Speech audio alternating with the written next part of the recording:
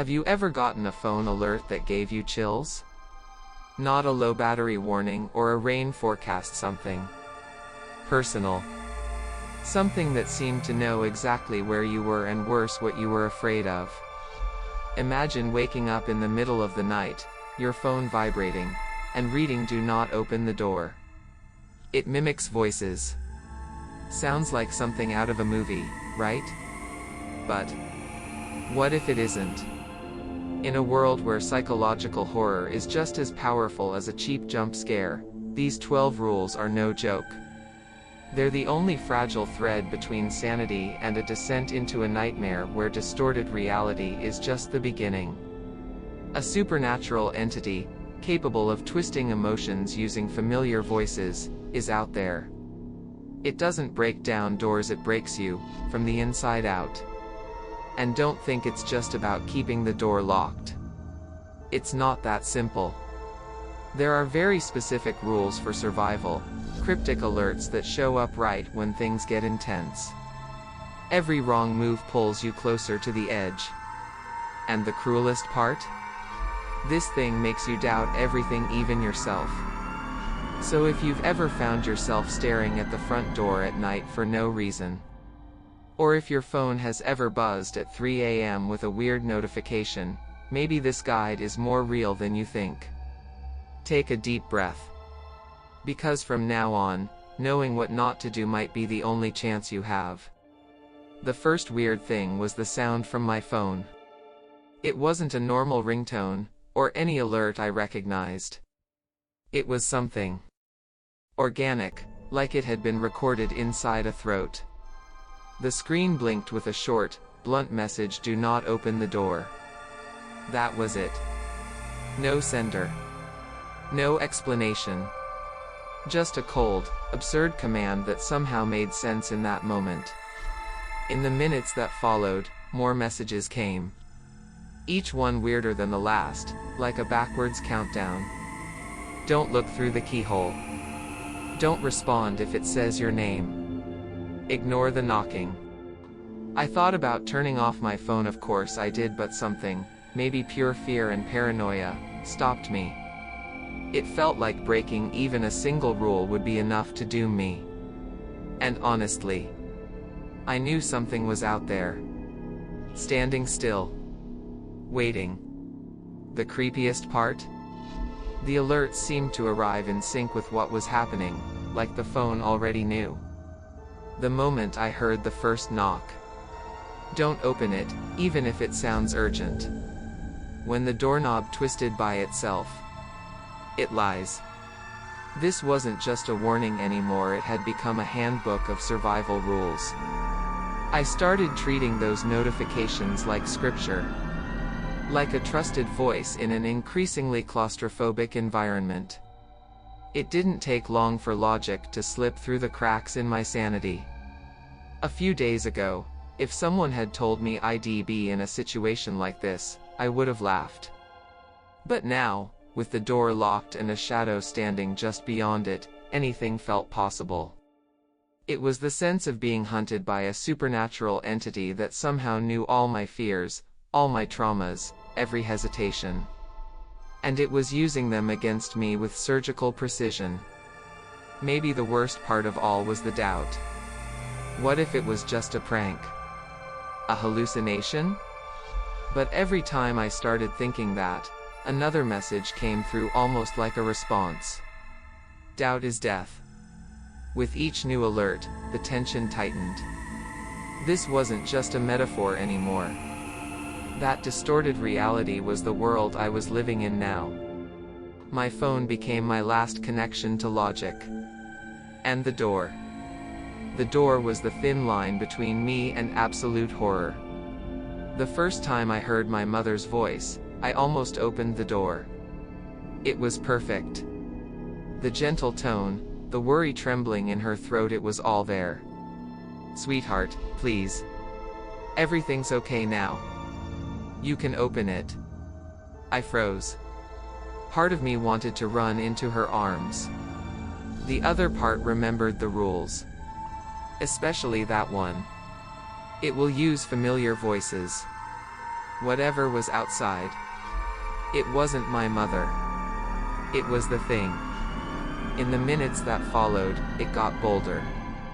It tried my brother's voice. Even mimicked my ex with that sarcastic tone I used to hate. But what truly shattered me was when it used my own voice. Relax. It's over. You can come out now. Hearing myself from the other side of the door was like looking into a mirror and seeing something move out of sync. The emotional manipulation was subtle but devastating. I almost gave in. It started switching voices, learning what affected me most. Sometimes it came crying, sometimes laughing, as if mocking my resistance. With each new attempt, my defenses crumbled a little more. This wasn't just fear.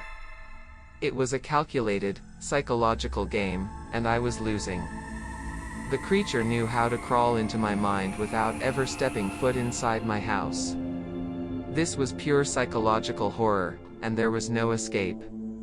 My phone buzzed with more rules, almost like it knew the exact moment I was about to crack. Don't trust the voices. Remember, it mimics, it doesn't feel. I repeated those words out loud, over and over, like a desperate mantra. But the doubt stayed. What if it really was someone? What if I was leaving someone to die out there? That's how the distorted reality pulled me deeper, using my empathy as a weapon against me.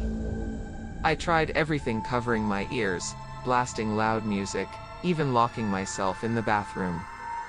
But its voice cut through everything. Sometimes it whispered. Sometimes it screamed. Every phrase was carefully chosen to strike where it hurt. It was as if this supernatural entity was digging through my emotional history, unearthing old wounds. And when I realized it was using things I'd never told anyone, that's when I knew I was being invaded from the inside. That's when the alerts changed tone and I realized this wasn't just a test of willpower. It was a real fight for survival. The messages became more specific. Don't look through the keyhole. Don't speak, even if it says something only you would know. My phone had become a manual, not just to avoid death, but to avoid madness. Each alert arrived at the exact moment I considered breaking a rule. The timing was unsettling. The sound of the doorknob turning became routine. And each time it came, so did another directive. Stay still. Don't react. The rules were simple, but demanded insane emotional control, especially when the thing started using my dead father's voice. And that's when a new fear crept in. If these rules are so vital, who's sending them? Another survivor? Or was it her, feeding me lines in some twisted game? One night, the alert came before the threat. It will try to deceive you with smells. I laughed until I smelled my mother's perfume in the hallway. Not just similar. Exact. The scent of childhood hugs, of freshly laundered blankets. I cried. Shook. Almost touched the lock. That's when it hit me: the rules aren't there to be understood. They're there to be followed. Because everything out there is designed to target your most human side. At 3:47 a.m., I got what may have been the hardest message to obey. If you hear yourself crying, ignore it. I thought, what the hell does that mean? I was crying. And then again I heard it. My sobbing. From outside the door. A grotesque imitation of my pain, echoing from a being that knew my heart. That's when I realized this wasn't just a monster. It was a cruel mirror, shaped by fear and paranoia, forged from broken memories. With every new alert, the pressure built. Calling it a claustrophobic environment was an understatement. The house felt smaller, the air thicker, the walls almost pulsing. The rules now included time limits. Don't open it until sunrise. Suddenly, it became a race against madness. I knew one slip was all it'd take. That kept me awake barely. I could no longer tell what was real. It was just me, my phone, and the locked door. Then it stopped knocking. Just like that. Total silence. No voices. No alerts. Just the sound of my own thoughts growing more and more twisted. I was thinking things I'd never thought before, or at least, not consciously. And then the real question crept in. Had I already opened the door and forgotten? Was it already inside? That was its specialty: subtle emotional manipulation, slipping in through the cracks of reason. I began to doubt the rules themselves. They made sense at first, but what if they were part of her game too? What if following them was exactly what kept me trapped? I stared at my phone with fury. Who's sending these? I asked out loud. Then came the worst message of all. You are. My blood ran cold. The distorted reality wasn't just outside anymore. It was deeply rooted inside me. The entity was patient. It planted doubts like seeds, and I watered them with fear. If that voice is me, which part? I asked myself. Then came memories I'd never lived. Moments where the thing had spoken through me to me. I heard my laughter, but it wasn't mine. It was a twisted, darker version, one that knew exactly how to destabilize me. This wasn't just horror. This was psychological warfare, and it was forcing me to become a traitor to my own mind. Strange reflections started appearing. The window showed a room that wasn't mine. The mirror? A version of me that smiled when I cried. The thing didn't just want to get in, it wanted me to want to open the door. And it almost worked.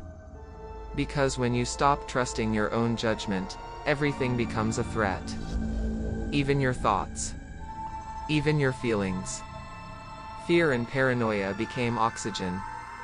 And it was breathing deeply. I talked to myself out loud, trying to keep control. I repeated the rules. I asked myself questions.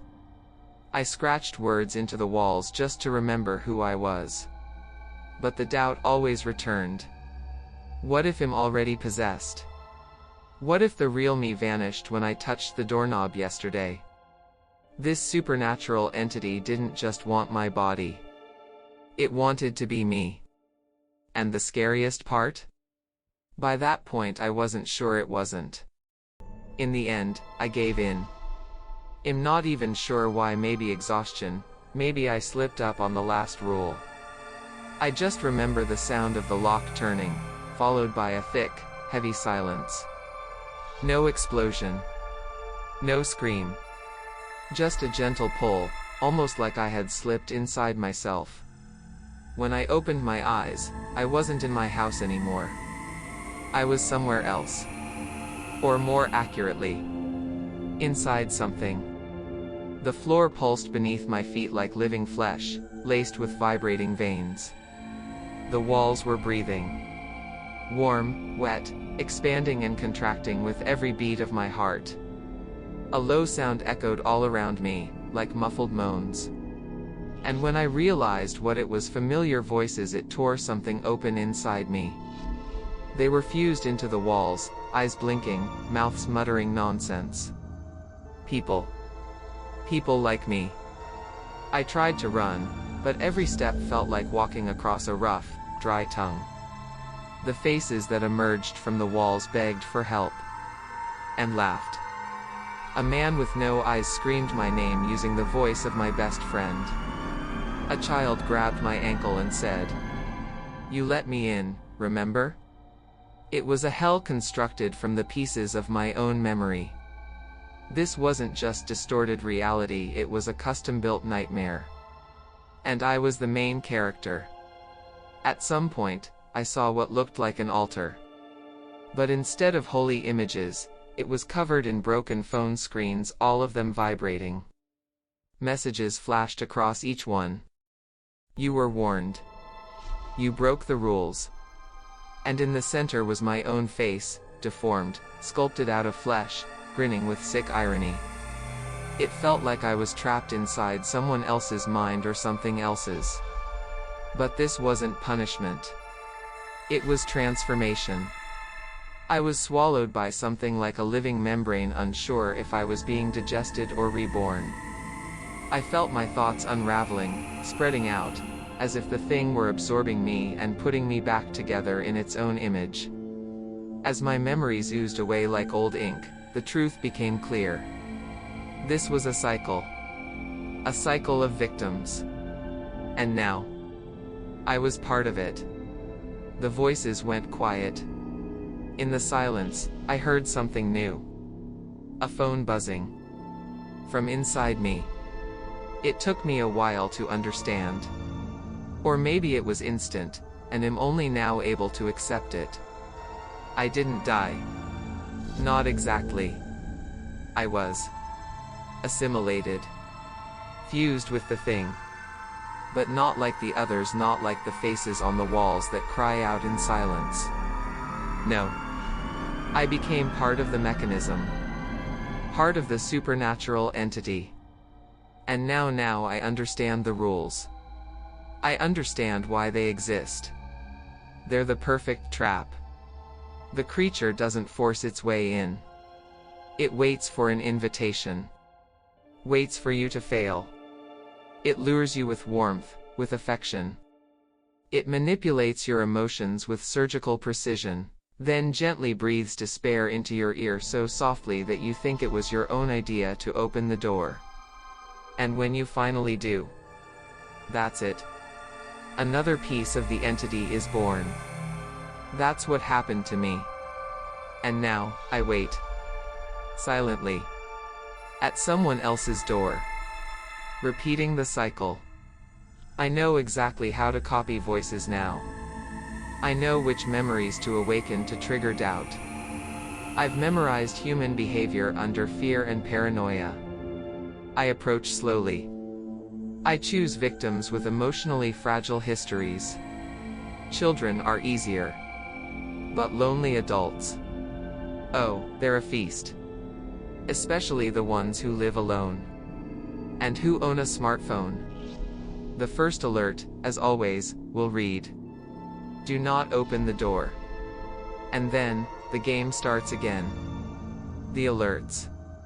The rules for survival. The carefully stitched together distorted reality, woven with real memories and subtle lies. The house changes shape, the air thickens, the space contracts. The locked door becomes the last thread holding back the abyss. And the cruelest irony? I always hope they resist. I hope they learn. But deep down, I know they want. And every failure only makes the thing I've become stronger. Now I can hear it. On the other side. A child, crying. A phone buzzing in the dark. And I smile because I recognize that panic. I've been there. But I also smile because I know. When she opens the door, she'll see my face. Or her mother's. Or her own. And the one thing I'm sure of is this. The cycle never ends. The thing at the door doesn't need to break in. It just needs you to open it. Now tell me, what would you do if you got a phone alert in the middle of the night that read, "Do not open the door"? Would you laugh? Brush it off as another glitchy app notification? Or would you start looking at your doorknob a little differently? The truth is, we live surrounded by doors. Some locked for safety. Others for denial. And most of the time, we don't even realize what we're actually keeping out or letting in. The scariest part of this story isn't the creature. It's that it never breaks in. It doesn't have to. All it needs is a crack. A familiar voice. An unresolved memory. A perfectly placed seed of doubt. That's all it takes to unravel even the most logical mind. And then, the supernatural entity slips in not through your front door, but through the cracks in your mind. And once it's inside, well, you already know what happens. That cycle of victims becoming predators, pain becoming bait. It doesn't feel so fictional, does it? How many times have you caught yourself repeating behaviors you swore you'd left behind? Getting close to people you knew would hurt you? Ignoring obvious warning signs just because the voice sounded familiar? Emotional manipulation isn't just some monster's tool. Sometimes, it's regular people. And sometimes, it's ourselves. Maybe that's why this story hits so deep. Because it forces us to look inward. To review our own rules for survival. To face the truth that sometimes, the scariest thing isn't what's knocking, it's what whispers from inside our chest. Fear. Guilt. Loneliness. Anger. If left unchecked, those things become doorways. And then, my friend, even a simple phone alert can become an omen. So if this story made you feel something, if it disturbed you, or even just made you pause, that's good. It means it hit where it was supposed to. And now that you know these 12 rules, the question isn't whether the thing exists. It's whether you'll use any of them in your own life. Will you stay alert? Stay grounded? Question more? Or will you keep pretending that the thing isn't knocking on your door, too? The choice is yours. But be quick, the sun doesn't always rise in time. If you enjoy stories like this filled with suspense, symbolism, and truth disguised as fiction, subscribe to the channel, hit the notification bell, and share it with someone who also needs a warning. Because the next time you hear your name being called, it might not be you who's doing the calling.